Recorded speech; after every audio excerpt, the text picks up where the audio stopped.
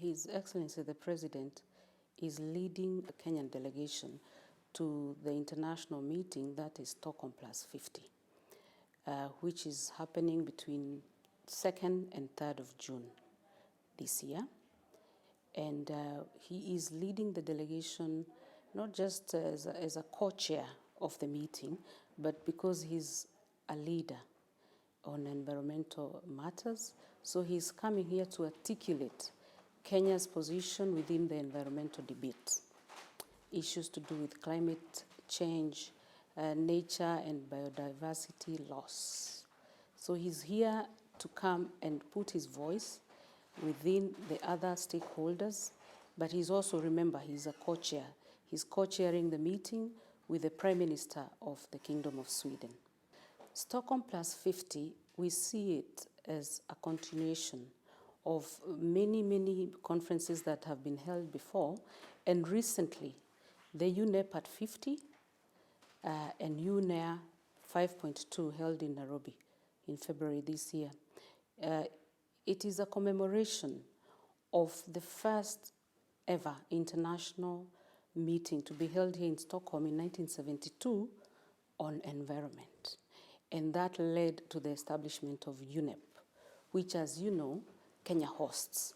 So for us, UNEP, as the organization or organ of the UN that implements programs and projects that United Nations comes across or comes up with, it is very important for Kenya to be part of this dialogue, to be part of this meeting, to be able to articulate where we stand, and of course to add a voice to the stakeholders who are going to deliberate on how to increase financing towards climate change to help us. As you know, we are in the Horn of Africa, and you know that region, how we suffer with drought and locusts and other things that have come up because of climate change.